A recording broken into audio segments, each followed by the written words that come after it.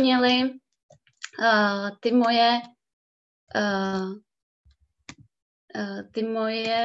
ten můj formulář, ty moje otázky. Dostaneme se k tomu na konci přednášky, takže je to i takový naladění pro vás, abyste tady se mnou vydrželi. A nyní už se do toho pustíme. Takže ještě jednou vás tady vítám. Připomenu takový jednoduchý pravidla pro online meeting, aby jsme si to tady co nejvíc užili. Takže kdykoliv budete mít jakýkoliv dotaz, tak klidně se ptejte, klidně mi do toho skákejte, abyste ty dotazy nezapomněli, nebude mi to vadit. Můžete psát i do chatu, do toho chatu nebudu koukat úplně neustále, ale občas se tam podívám, takže i tam klidně pište dotazy a určitě i na konci bude prostor, abyste se mohli ptát. Taky vás poprosím, abyste měli vypnutý mikrofony, pokud nebudete zrovna pokládat otázku, aby to zbytečně nerušilo, aby nebyl nějaký šum v pozadí.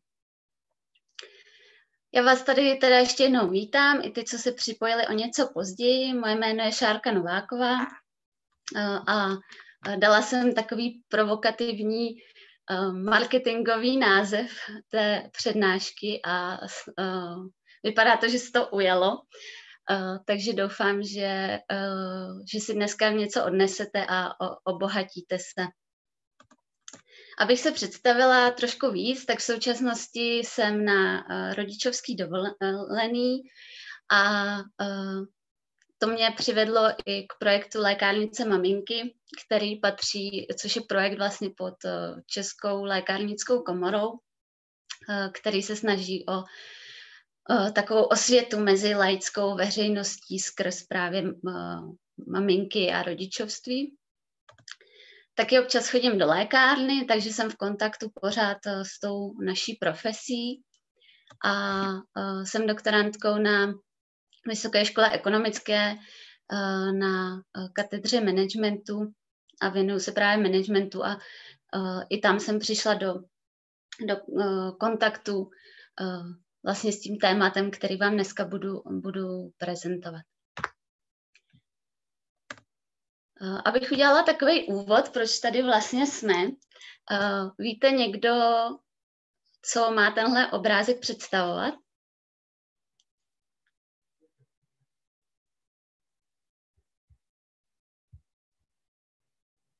Tak jedná se o Krebsův cyklus. Koukám, jestli to, ano, někdo to uhad v chatu, děkuju. Není to kolo našeho prezidenta České lékárnické komory, ale je to Krebsův cyklus, stvárněný trošku designově. A proč ho tady mám? Vlastně takovým neduhem přírodovědeckých oborů je to, že velmi málo se klade při tom vzdělávání důraz na rozvoj kritického myšlení. Asi těžko byste se s někým dohadovali, jestli adicí vody na fumarát vzniká malát nebo něco jiného. Takže vlastně my většinu toho studia tak nějak pasivně přijímáme ty informace a pokládáme je za pravdu, protože vlastně jsme i trochu rádi, že vůbec zvládáme všechny ty informace vstřebat.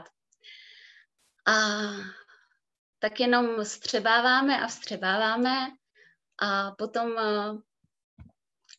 vlastně jsme rádi, že tu školu dokončíme, získáme ten titul, ale pak přijdeme do té praxe a najednou se dostaneme do kontaktu s jinými informacemi.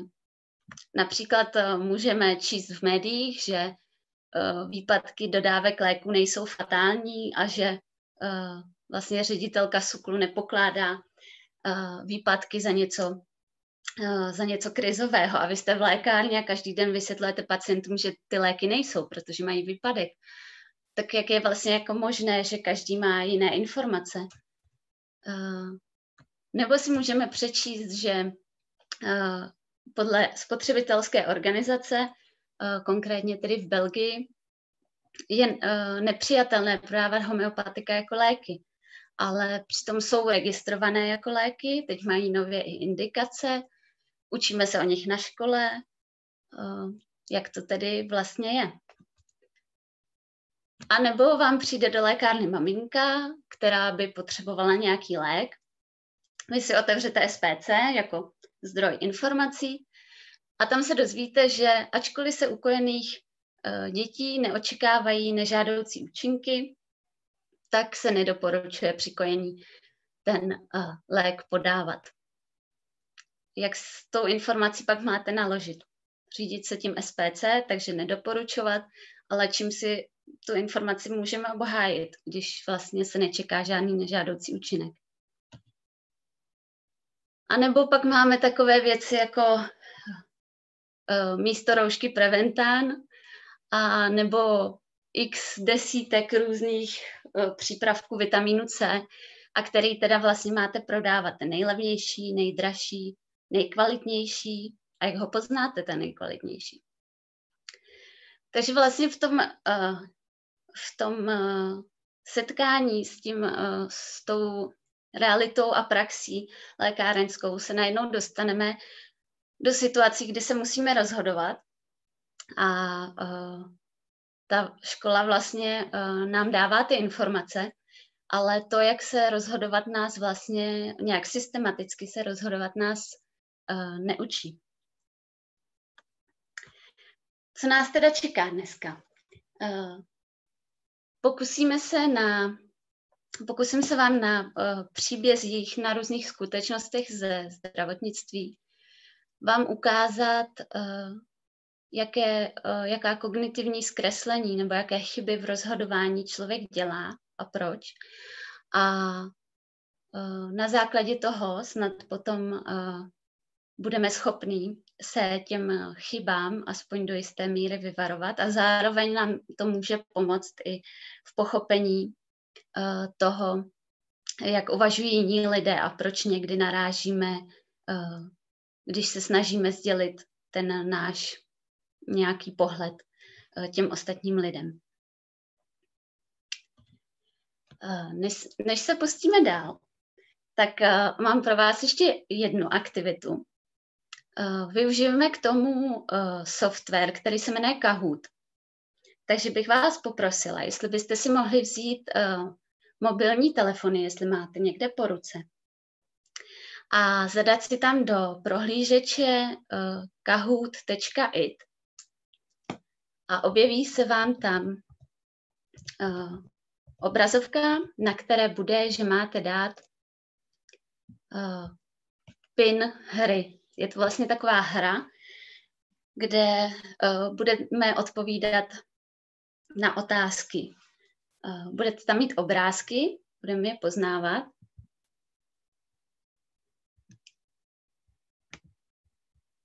A já vám hnedka prozradím pin té hry, až se mi to tady načte.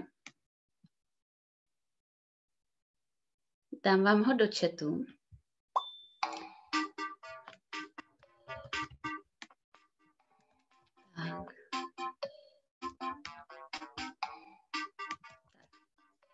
Tak v chatu máte 6místný pin té hry.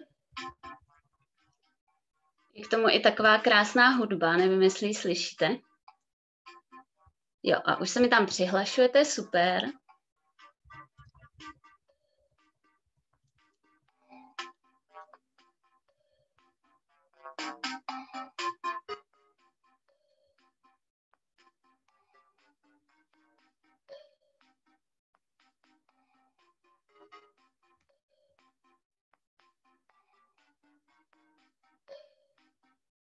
Tak, je nás tam už nějakých 150.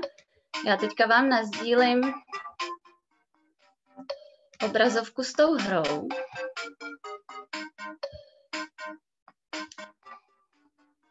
Tak ještě se furt přidávají další, tak ještě chvilinku počkáme.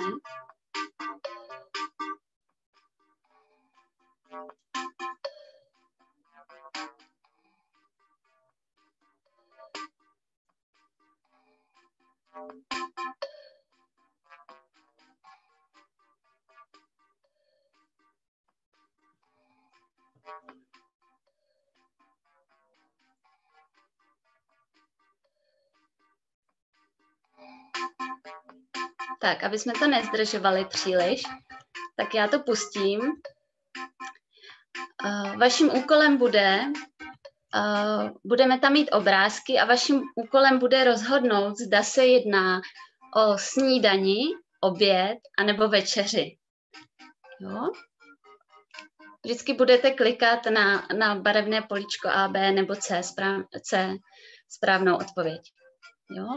Tak, já to pouštím.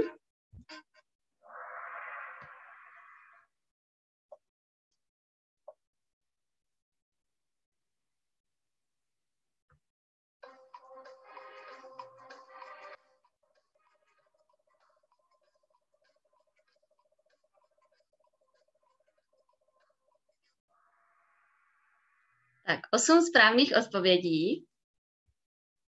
Dobře, tak zkusíme další, jestli budeme trochu víc úspěšní. Gratuluju tady těm nejrychlejším.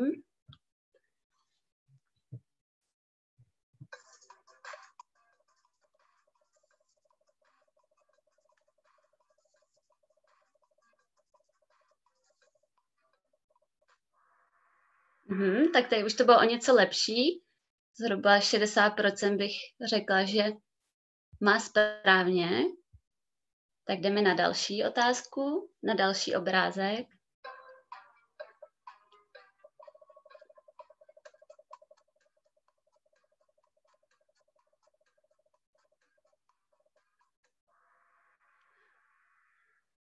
Tak tady opět o něco horší.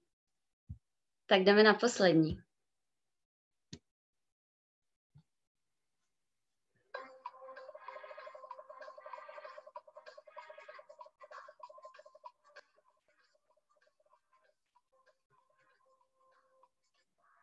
Super, tak tady u toho jste zabudovali, tak buď vám to všem připomínalo snídani, nebo už jste pochopili, že všechny odpovědi byly snídaně.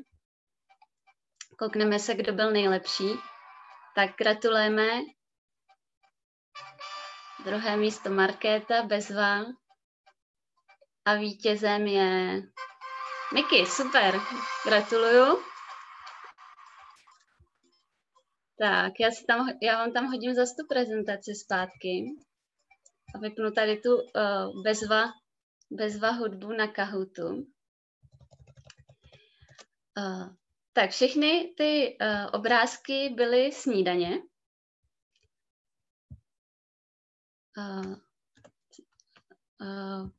Co jsem vlastně tím chtěla říct? Jenom abych vám to vysvětlila, tohle je chleba, ten obrázek nahoře je chleba čapáty, který se jí hodně v Indii nebo třeba v Bangladeši a vlastně jedí to i k snídani, i k obědu, i k večeři. Tady to na straně je Gallo Pinto, ta rýže s těmi luštěninami. Někdy si k tomu dávají i plantains anebo vajíčka a to je typická snídaně v Střední Americe, v Kostarice hlavně. Co jsem chtěla ukázat tady těma obrázkama je, že máme určitý způsob, jak se díváme na svět. Máme nějaká paradigmata, díky nímž, což jsou určité kognitivní rámce, díky nímž jsme schopní fungovat, protože náš mozek se nemusí neustále rozhodovat a o všem přemýšlet. Když uvidíte misku s mysli a s banánem, tak vám je jasné, že je to snídaně. Když uvidíte rýži s něčím teplým, tak vás napadne, že to asi bude oběd nebo možná večeře.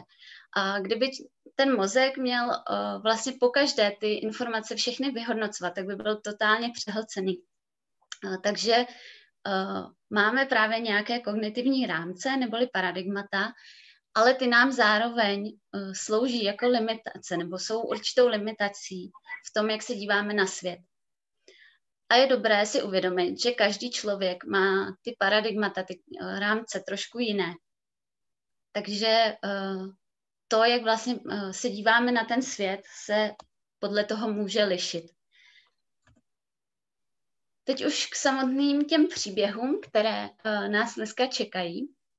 Tady ten pán, možná jste už o něm slyšeli, jmenuje se Ignác Semmelweis a byl to lékař, narodil se v roce 1818 a on vlastně zjistil, nebo si všiml toho, že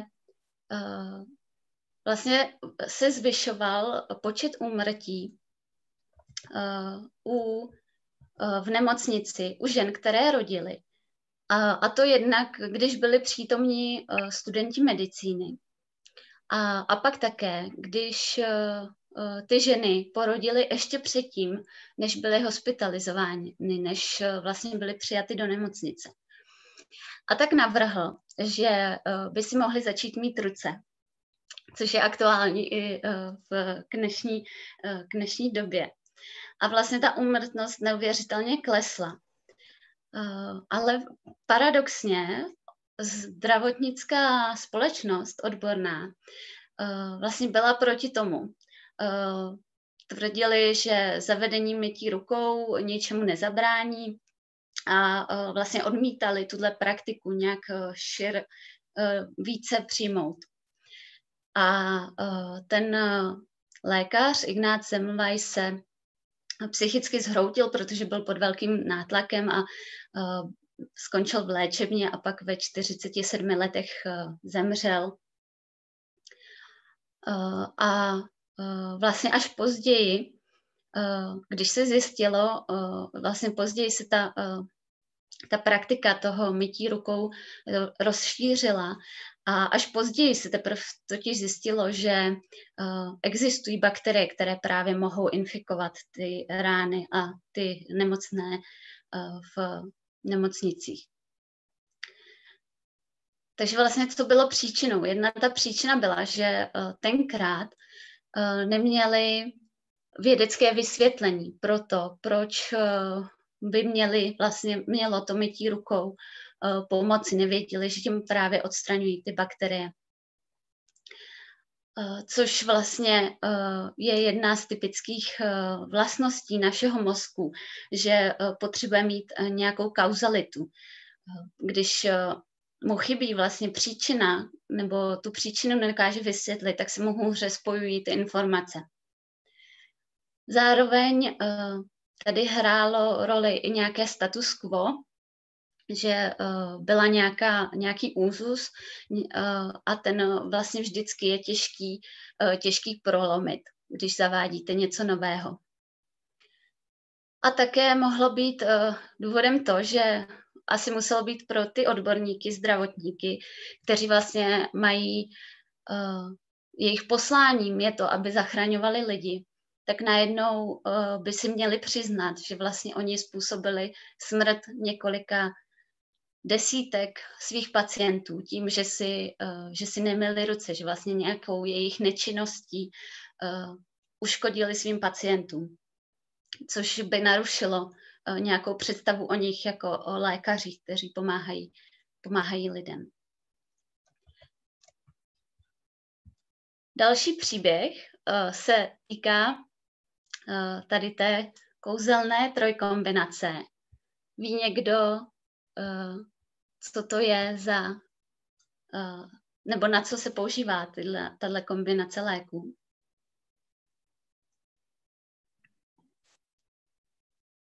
Eradikace Helicobacter pylori. Super, aha. Dávali jste pozor, tak to je fajn. Přesně tak.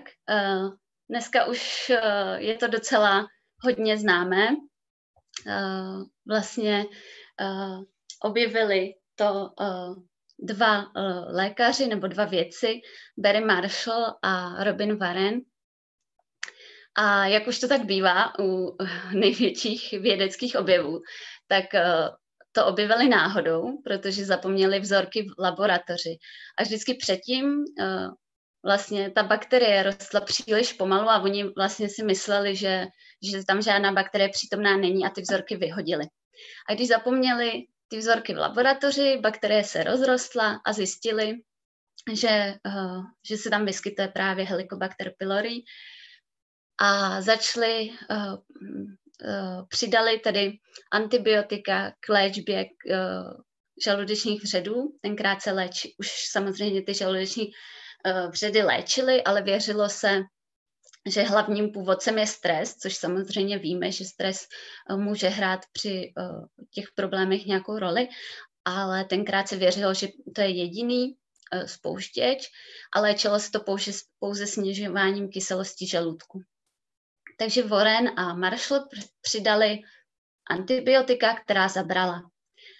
Což by se mohlo zdát, že pokud provedete nějakou léčbu a ta zabere, tak je to vlastně, dejme tomu, důkaz toho, že to nějakým způsobem funguje.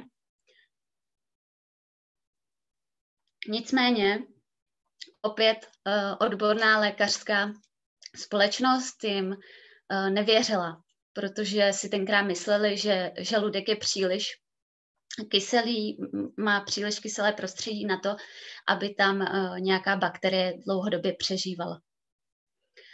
Vedlo to až k tomu, že se Barry Marshall rozhodl, že to otestuje na sobě a vypil roztok s namnoženým helikobakterem. Takže se u něj samozřejmě rozvinulo onemocnění, ale ani to nevedlo k tomu, aby byla široce přijata tenhle jejich poznatek.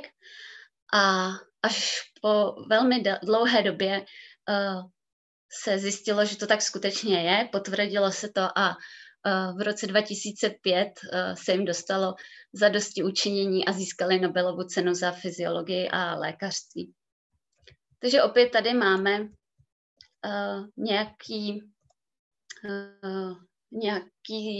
zavedený úzus, který bránil tomu, aby vlastně ta odborná společnost, přestože měla k dispozici nějaké důkazy představené těmi vědci, tak aby uvěřila tomu, že to tak skutečně je. Pak tady máme ten obrázek. Ten jsem poprvé viděla na jedné odborné přednášce, když jsem byla ještě jako student na fakultě. A přišel mi hrozně logický, a takže jsem vlastně v něj uvěřila, sama jsem podlehla nástrahám našeho mozku, protože mi to vysvětlení přišlo logické, takže jsem už dál nepátrala po tom, jestli tomu tak skutečně je. A dlouho jsem to brala jako jasně danou věc. Víte někdo, co je tohle za obrázek?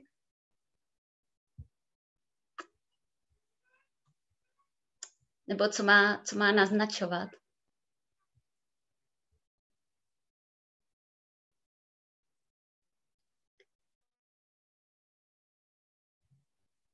Aha, magický trojuhelník. Vlastně poprvé, nebo co jsem aspoň našla, tak byl poprvé představen v roce 1994 v knize Williama Kisicka, která se jmenovala Medicine's Dilemmas a nazývá se v angličtině Iron Triangle of Healthcare. A vlastně má naznačovat ilumináti, ano, mohou to být ilumináti, má naznačovat to, že existují 3 omezení ve zdravotnictví a to je právě přístup nebo dostupnost, kvalita a náklady na tu zdravotní péči. A tyhle 3 omezení vlastně nikdy nemůžeme naplnit najednou, aniž bychom přicházeli o nějakou efektivitu v tom dalším omezení. Takže například, pokud chceme zvýšit kvalitu zdravotní péče, tak to sebou ponese vyšší náklady, anebo snížení té dostupnosti. Naopak, když budeme chtít mít dostupné zdravotnictví úplně pro všechny, povede to buď k vyšším nákladům, anebo ke snížení té kvality při zachování stávajících nákladů. Zní to naprosto logicky, takže by se mohlo zdát, že to je pravda. Ale nemusí tomu nutně tak být. Existuje takový subjekt, jmenuje se Intermountain Healthcare. Je to společnost, která má přes 30 000 zaměstnanců, přes 20 nemocnic a asi 160 klinik. A je to teda americká instituce, což sebou nese samozřejmě nějaké rozdíly oproti našemu zdravotnictví, protože samozřejmě tam mají jiný systém zdravotnictví. Nicméně je to zajímavý příklad toho, že vlastně se můžeme snažit z těch některých dogmatických přístupů vymanit. Oni vlastně si uvědomovali, že ta dostupnost je limitovaná tím, že oni přijímají pacienty, kteří mají zdravotní pojištění nebo kteří jsou v nějakém spektru té společnosti, v nějakém sociálním spektru. Takže oni začali vlastně řešit to, jaký jsou lidé, kteří k nim nechodí a jak se k nim právě dostat, jak udělat tu péči dostupnou i pro ně. Zároveň ale neustále se snaží zlepšovat tu kvalitu té péče, vytvořili různá pravidla, zaměřují se na procesy, takže mají různé checklisty nebo kontrolní seznamy na různé činnosti v té nemocnici, takže jednoduše zvyšují kvalitu, aniž by museli investovat do technologií, samozřejmě do těch investují, ale zlepšují tu kvalitu i právě zaměřováním na ty procesy a na některé odchylky, neustále vyhodnocují všechny data, která mají dostupná a snaží se vlastně optimalizovat náklady tak, aby to zdravotnictví vlastně šetřilo ty peníze. Takže vlastně snižují náklady na tu zdravotní péči tím, že zlepšují klinické výsledky těch pacientů, což v dlouhodobém hledisku ty náklady snižuje. U těch nákladů nejenom ve zdravotnictví, ale obecně je problém, že se hodně zaměřuje na ty krátkodobé ukazatele a méně už na ty dlouhodobější. Takže právě to, že ten pacient se klinicky zlepší a už nemusíme investovat do té péče v budoucnosti, vlastně je také úspora těch nákladů. Otázkou je, jak to tam funguje doopravdy. Nikdy jsem tam nebyla, ale je to moc zajímavý případ, takže kdyby to někoho zajímalo, tak je o tom spousta článků vědeckých i knihy, takže určitě si můžete přečíst o tom, jak to někde se snaží dělat jinak. A tady jsem dala odkazy na zdroje. Tím se vlastně dostáváme k tomu, že se může stát, když se snažíte najít nějaké informace, že je vždycky najdete. Zvlášť v dnešní době, Google a tak dále, tak vlastně na Google najdete všechno.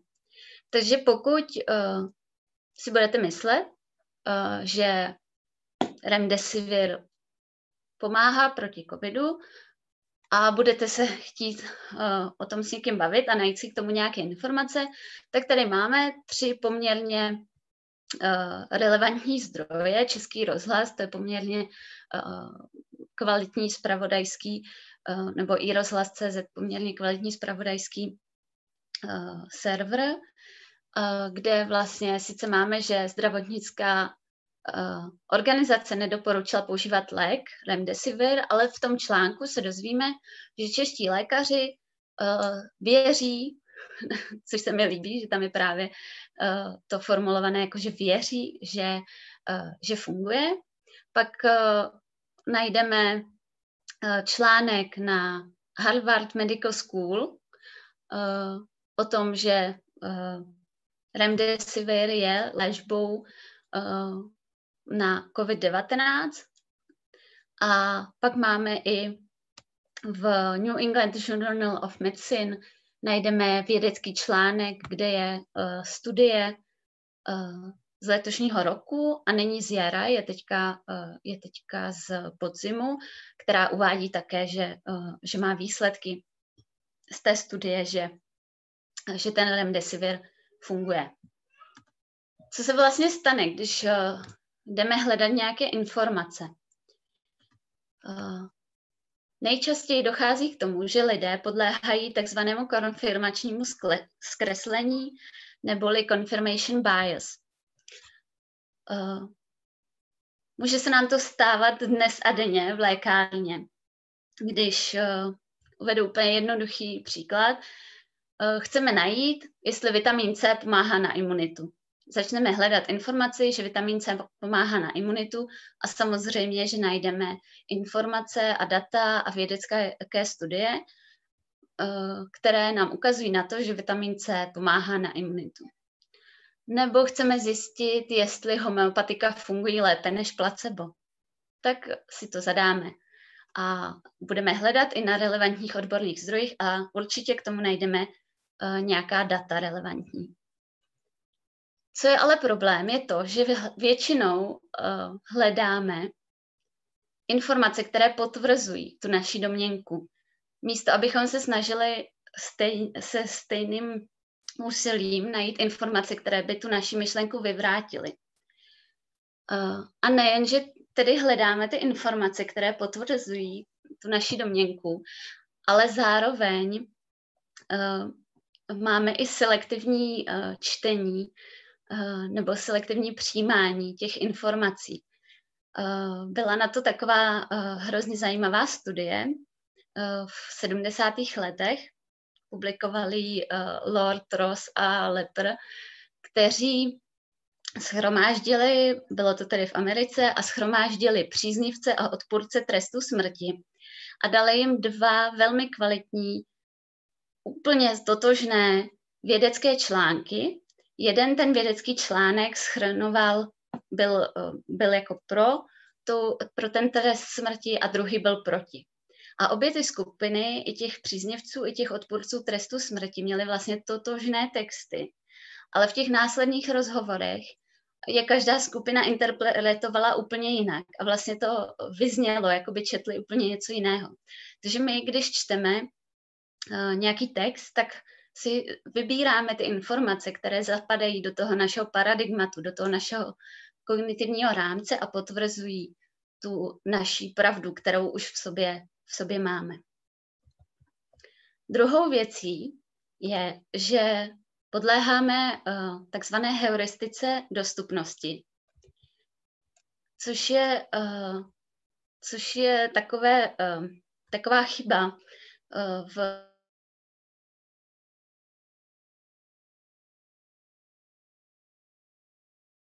nejdříve v paměti.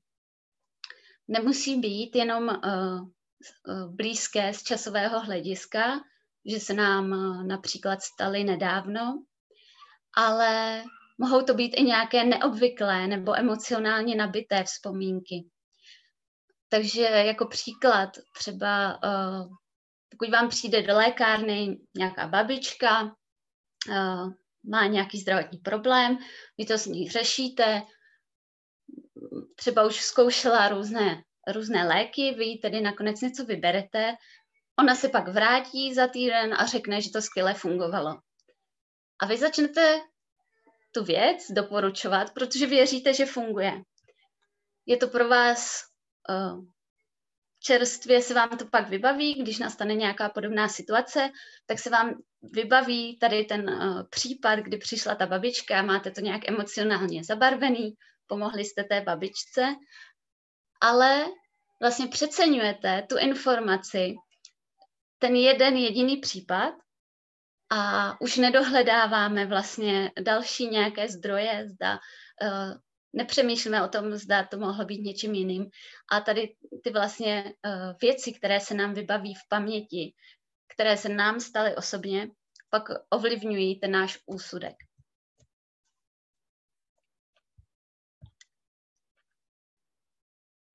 K tomu mám takový hezký příběh, který není úplně ze zdravotnictví, ale hrozně se mi líbí, protože mě pobavil, když jsem o něm se dozvěděla. A souvisí s tím, že když už se přesvědčíme o nějaké té pravdě, tak vlastně je velmi těžké potom říct, že jsme vlastně se mýlili. Moc často neslýcháme někoho, jak by řekl, tyjo, byla jsem fakt hloupá, že jsem mohla věřit takovýmhle nesmyslům vůbec.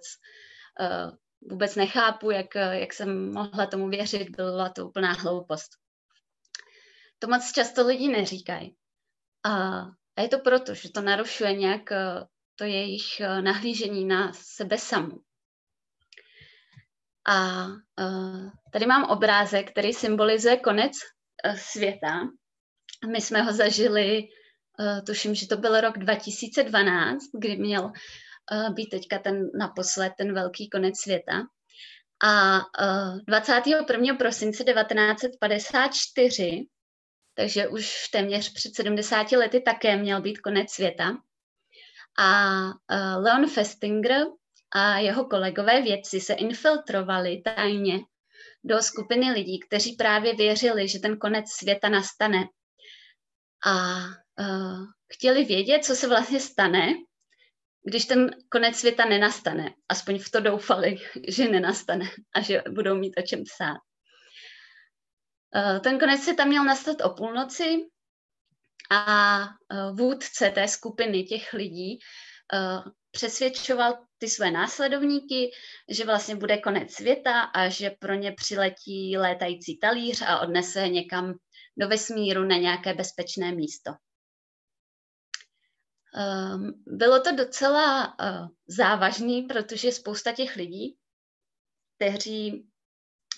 kteří vlastně byli součástí té skupiny, tak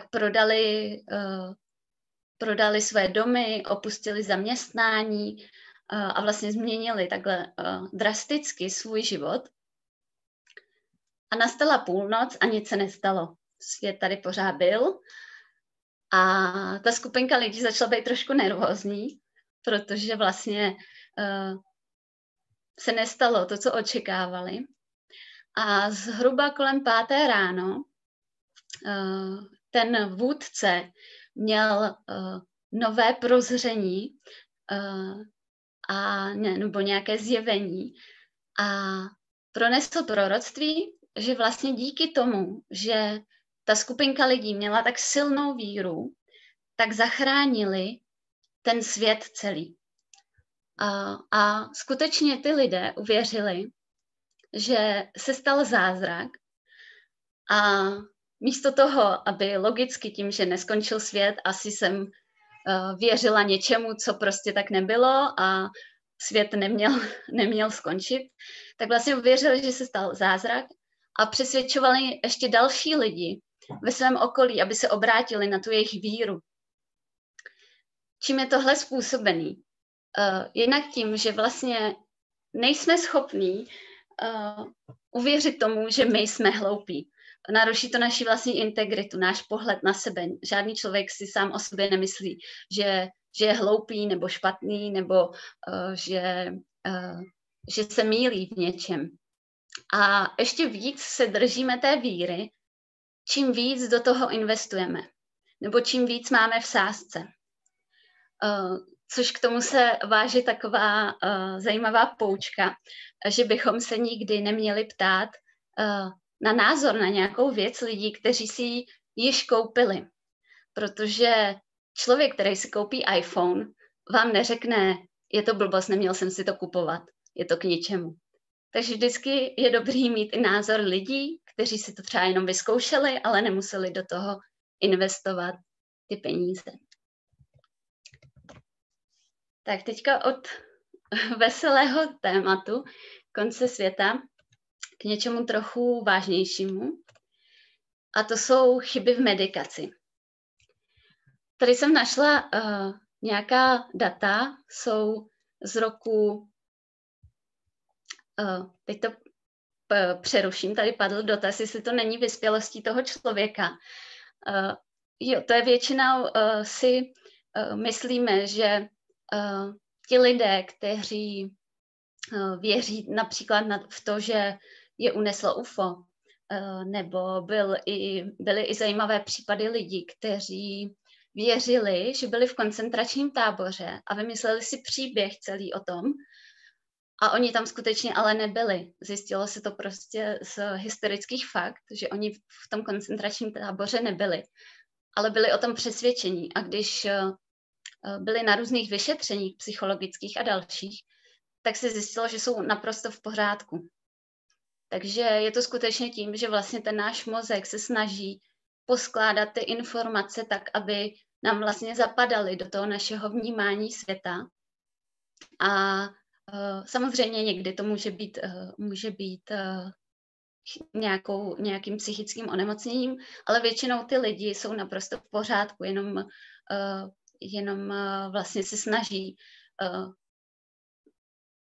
držet si tu svoji vlastní integritu. Takže není to tak, že by ty lidi, kteří například byli tady v té skupince a byli součástí té studie, že by byli nějak hloupější nebo méně vyspělí. Tak abych se vrátila k těm datům, co tady mám. Jsou docela děsivý a jsou tedy z různých let. V roce 2017 byl odhad, že v NHS, což je National Health System v Anglii, ve Velké Británii, že bylo ve Velké Británii 237 milionů chyb v medikaci anebo nějakých nežádoucích účinků, které ale byly, kterým se šlo vyhnout. V Americe je odhad, že každý rok kvůli chybám v medikaci anebo nějakým špatným medicínským praktikám zemře až 250 000 lidí. A v roce 2019 v Americe bylo vyplaceno 4,4 miliardy dolarů na odškodnění. Může se zdát, že se to netýká lékárníků anebo České republiky, protože, jak víme, v Americe žalují všechny za všechno. Ale to samozřejmě dělám takovou zkratku. Ale tady je článek z roku 2018 o tom, že i lékárník může být dán k soudu za nějakou chybu. Nechci vás tím děsit, protože sama si myslím, že není dobré se úplně striktně držet jenom v tom největším omezení, protože to bychom potom nemohli poradit žádnému pacientovi nic. A nechci vás ani děsit těmi čísly, která jsem tady ukazovala, ale chtěla jsem to ukázat proto, že vlastně to přiznání chyby, to uvědomění si, že můžeme se v něčem mýlit, což zvláště u nás zdravotníků je poměrně těžké, protože zdravotníci, stejně jako všichni lidé, trpí takzvaným overconfidence effect, takže přeceňováním svých dovedností nebo znalostí. Všeobecně, nemyslím tím každý jednotlivec, ale všeobecně tomu podléhá populace,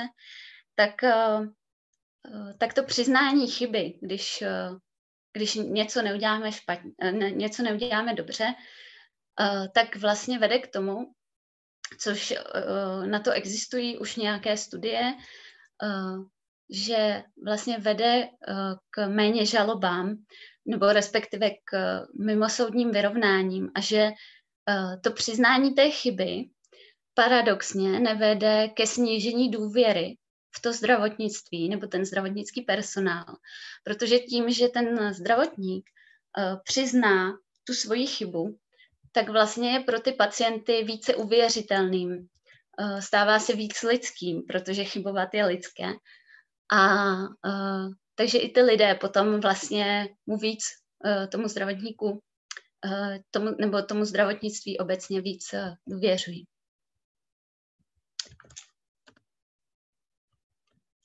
Tady teda už slibovaný výsledek toho formuláře, co jste mi vyplnili. Dostali jste vlastně stejné otázky, které byly na počet lékárníků nebo členů České lékárnické komory, protože to je údaj, který jsem našla. Potom na počet lékáren.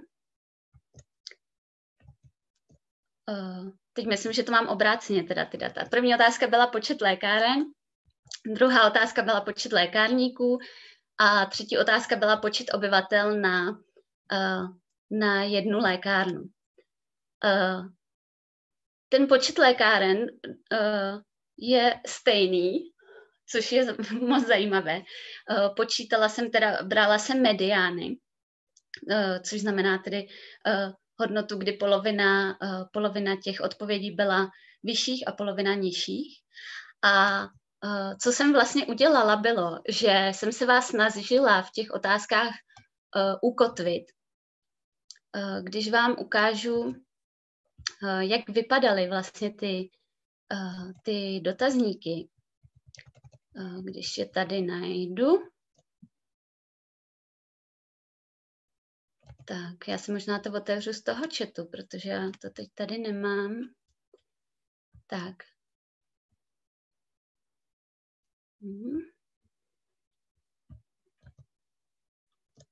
Tak, moment, ještě to nasdílím. Tak, screen. Tak, vlastně v té první variantě bylo v závorce, že počet lékáren je větší než 2000. V té druhé variantě bylo, že je menší než 6000. A překvapivě jste odpověděli naprosto, nebo medián byl úplně stejný, takže asi máme představu, kolik je lékárníků, kolik je lékáren v České republice. Ta druhá otázka byla počet lékárníků, nebo teda počet členů České lékárnické komory. A u první varianty jsem uvedla, že je více než 5000. A u druhé varianty jsem uvedla, že je méně než 15 000. Všechny ty nápovědy jsou správně, ale nějakým způsobem nás ovlivňují. Takže už je vidět, že ty lidé, co měli, že je více než 5000, tak uváděli nižší čísla, mediány 10 000, než ty, kteří měli uvedeno, že těch lékáren je méně než 15 000. Takže tím, že vlastně jsem tam dala nějaké číslo do závorky, které bylo úplně náhodně zvolené, tak jsem ovlivnila to, jak jste odpovídali do těch formulářů. A poslední otázka byla počet obyvatel na jednu lékárnu, což už asi o tom ne tak často slýcháme. A zde jsem dala údaj z Arménie, která má vlastně nejméně obyvatel na jednu lékárnu. A do druhé varianty jsem dala Etiopii, kde naopak mají nejvíce obyvatel na jednu lékárnu. A jak je vidět, tady už je ten rozdíl poměrně velký. Medián u těch, kteří tam měli Etiopii, byl 4 000 a u těch, kteří měli Arménii, bylo 1500. Správné odpovědi jsou že máme 9292 registrovaných lékárníků, 2547 lékáren a počet obyvatel na jednu lékárnu je 3850. Takže tou Etiopii vlastně ty lidé byli blíž. Tomu se říká léčka ukotvení a vlastně tím, že řeknete nějaké číslo, dokonce v nějakých experimentech vycházelo, že to číslo může se týkat úplně něčeho jiného. Takže když bych, příklad, že bych vám tam dala do závorky informaci, že Škoda Octavia stojí 250 000, tak i to, že zaslechnete takové nějaké číslo, vás určitým způsobem ukotví. Takže i tohle vlastně náš mozek není schopen automaticky odfiltrovávat. Že vlastně nejsme schopní nějakým způsobem tu informaci ignorovat. Kdy se tohle používá, neříkám, že je to úplně eticky správné, ale používá se to v ukotvování pacientů nebo klientů, když jim ukazujete nějakou, tady mi někdo do toho maluje, tak když jim ukážete nějakou cenu, je to například v letácích, tak už tím, že je tam vlastně uvedená ta cena, tak je nějakým způsobem ukotvujete na té vyšší ceně, aby byli schopni přijímat tu nižší. Co je zajímavé je, že studie ukazují, že obecná kotva, což znamená třeba 2000, 10 000, funguje lépe než nějaká konkrétní kotva, takže lépe než třeba 1961 a podobně. Takže to je jenom taková zajímavost. A abychom si to nějak shrnuli, co vlastně si ze dneška odnést. Tady jsem napsala nejčastější, nebo ne nejčastější, ale kognitivní zkreslení, v angličtině se to nazývá biases, o kterých jsme dneska mluvili. Takže jedním z nich je to status quo, kdy vlastně člověk se drží více toho, co už je nějak zaběhlé, a ty nové informace nebo změny hůře přijímá. Bavili jsme se i o confirmation bias, kdy hledáme ty potvrzující informace a vlastně i selektivně přijímáme ty informace. Overconfidence efekt, kdy přeceňujeme své schopnosti. Hrozně zajímavé je se zkusit zeptat lidí, jestli si myslí, že jsou nadprůměrní, průměrní nebo podprůměrní řidiči. Tak vždycky, když to zadáte nějaké skupině lidí, tak podprůměrných řidičů je tam téměř 0, i když by se tam samozřejmě měli vyskytovat, když musí být logicky někdo pod průměrem. A také jsme se bavili o té heuristice dostupnosti, kdy si vybavujeme nějaké emocionálně zabarvené nebo nějaké v paměti dříve se vybavující události, které pak považujeme za více relevantní, anebo dáváme jim větší pravděpodobnost než tím ostatním. Než se pustíme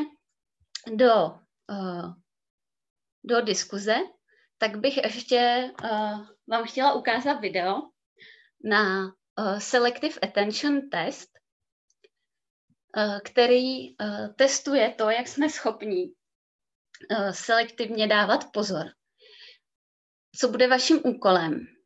Zkusíme, jestli to půjde. Jo. Vaším úkolem bude, to tady kousek posunu, vaším úkolem bude počítat, jak často nebo kolikrát si hráči v bílých tričkách přihrají basketbalovým míčem. Takže dívejte se na ty v bílém tričku a počítejte, kolikrát si přihrají basketbalovým míčem.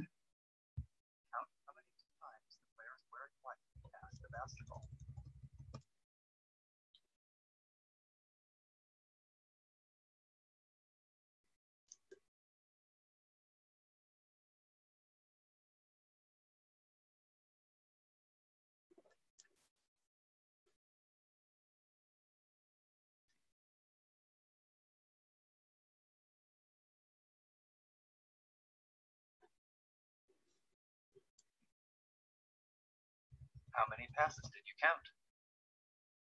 Tak kolik jste napočítali?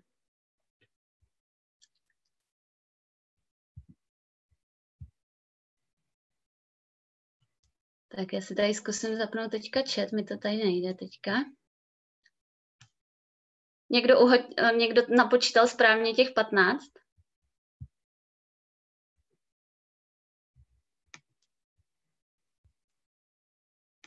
The correct answer is 15 passes. But did you see the gorilla? Tak kdo neviděl gorilu?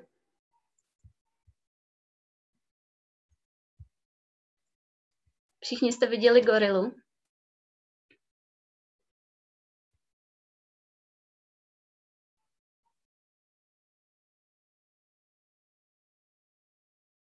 Kdo ji neviděl?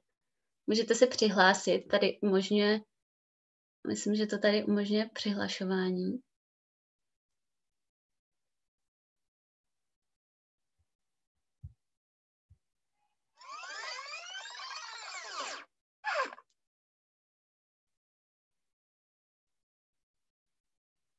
Tak doufám, že jste byli někdo, kdo jste ji neviděli. Ještě vám to, kdyby mi někdo nevěřil, že tam skutečně byla, tak vám to vrátím i tady na tom videu, že tam opravdu skutečně byla. Tady jde gorila. Je to moje oblíbené video.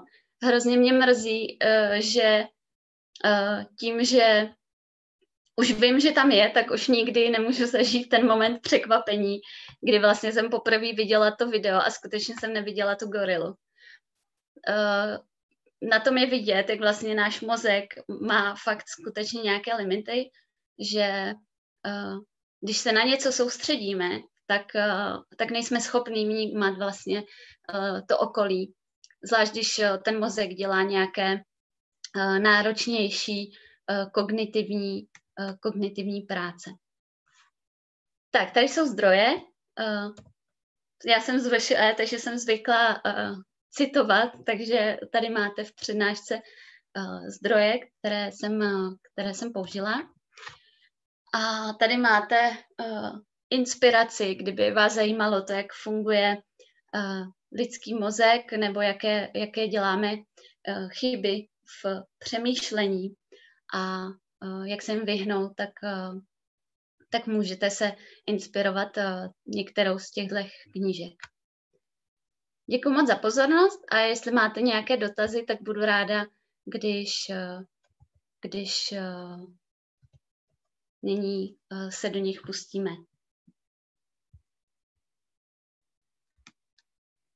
Jo, teď koukám, že jste mi tady psali do chatu, pardon, já jsem to neviděla, jak se mi přehrávalo to video, takže koukám, že někdo neviděl gorilu, tak to jsem ráda, že jste si to video naplno užili, tak jako já poprvé.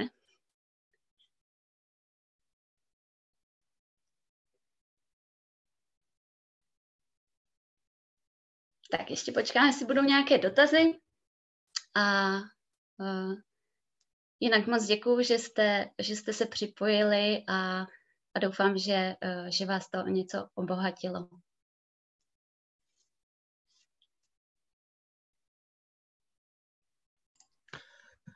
Tak jestli opravdu žádný dotazy nejsou, tak já všem moc děkuji za účast a obzvlášť děkuji Šárce za to, že nás tady provedla zákoutíma lidského mozku a tím, jaké vlastně chyby můžeme dělat. Určitě to je velice zajímavá přednáška a jsem si to tam opravdu fakt hodně užil, takže děkuju. Už tady máme první dotaz v chatu, takže asi... Super. Jak odmazat konfirmační bias, když se pídím po informacích. Tak nejlepší je, vlastně dělá se to tak i pokud pracujete na něčem vědeckým, když třeba píšete diplomku, tak tam máte hypotézy a vlastně tu hypotézu dáváte opačně, což znamená, že když chcete zjistit, jestli vitamin C funguje na imunitu, tak byste měli hledat informace, že na tu imunitu nefunguje. A potom podle kvality těch informací si vlastně posoudit kvalitu těch informací, které to potvrzují a které to vyvrací.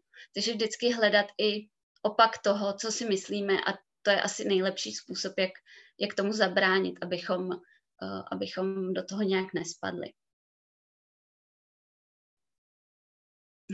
jsem ráda, že moje přednáška byla lepší než ulice.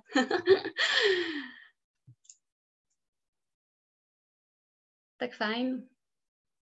Tak vám všem přeju hezký večer a třeba se ještě někdy uvidíme u nějakých dalších zajímavých témat.